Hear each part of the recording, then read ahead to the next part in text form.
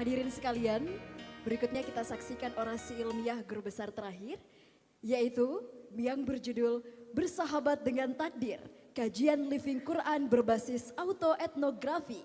Mari kita sambut Profesor Dr. Alimin MAG.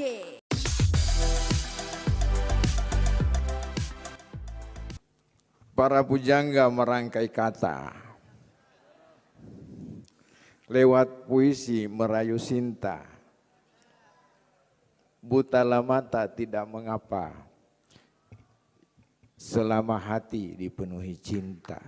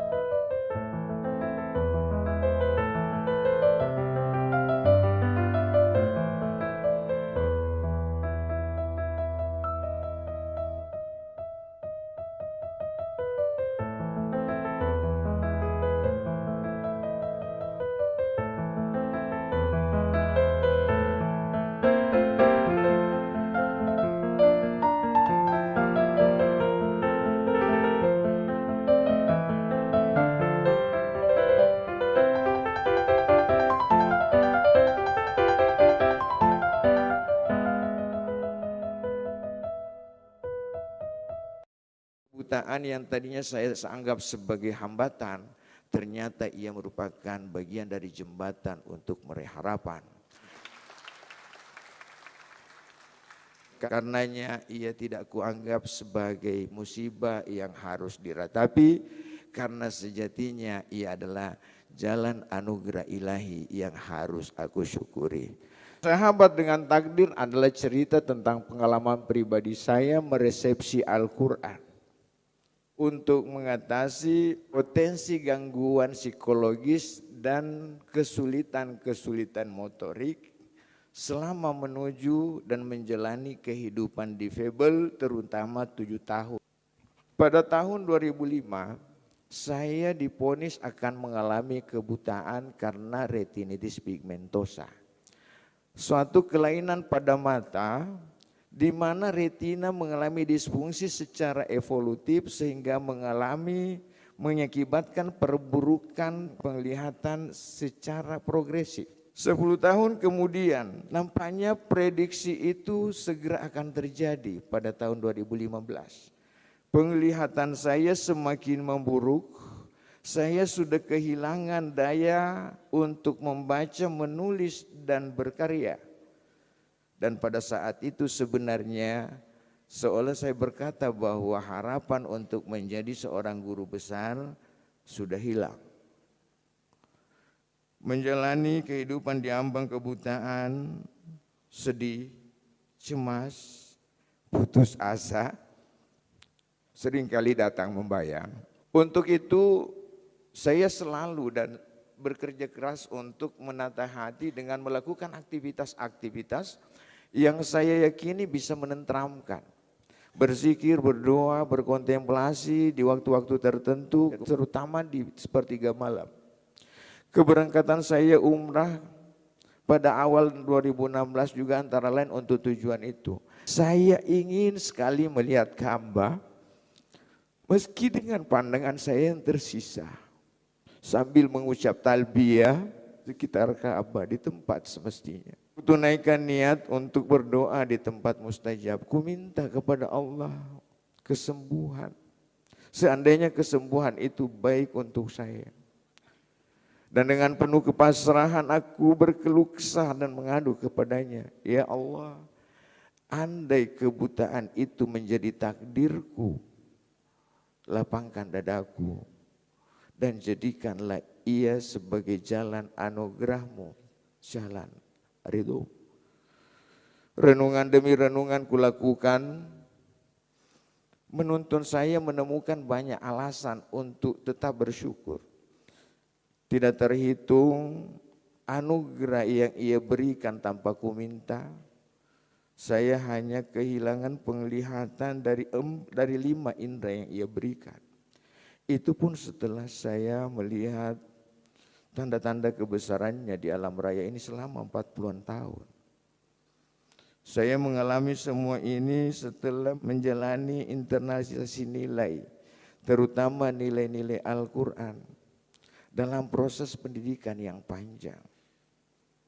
Saya mengetahui bahkan sering berceramah tentang musibah, bahwa itu adalah ketetapan Allah terjadi karena izinnya. Dan mereka yang meresponnya dengan keimanan akan selalu mendapatkan petunjuk di hatinya.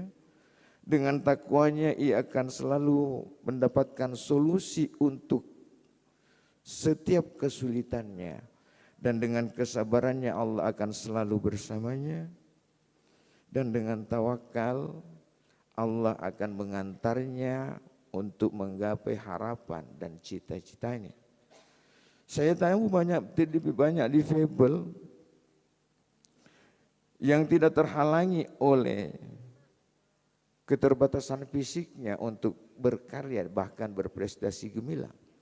Semua inilah yang berpadu dalam hati saya, membentuk satu sikap yang saya sebut dengan bersahabat dengan takdir itu. Dengan sikap itu saya tidak melihat kebutaan ini sebagai musibah yang harus aku ratapi, tetapi ia adalah laksana sahabat yang datang untuk menguji,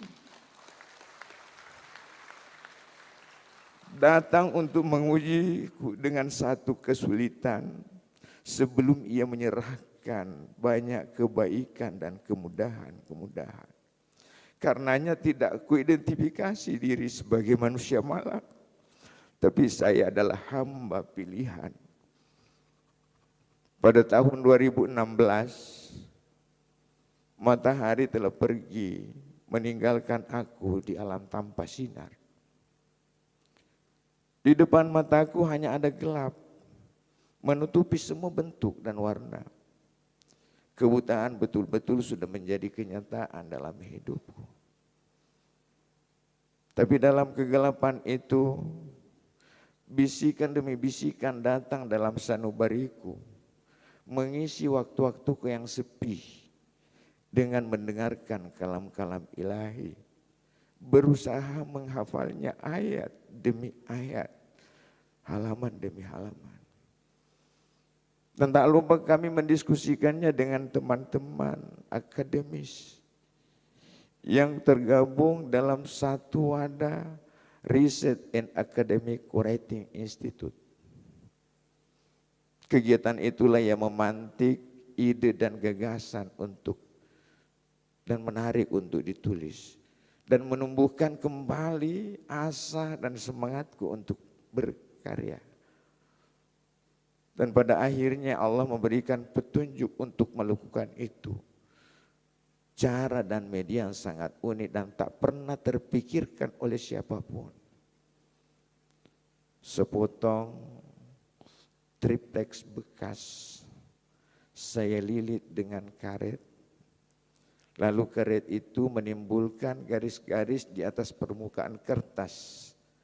Lalu saya menulis spasi baris demi baris tanpa bertumpuk untuk kemudian ditranskrip menjadi sebuah tulisan, difinalisasi menjadi sebuah artikel. Sangat lama, sangat manual.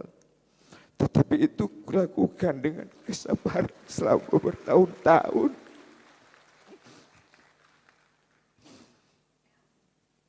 Dan demikianlah Allah memberikan petunjuk.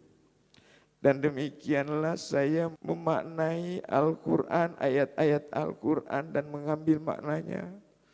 Dan membentuknya sebagai sikap, perilaku, sehingga menjadi benteng dari gangguan-gangguan psikologis.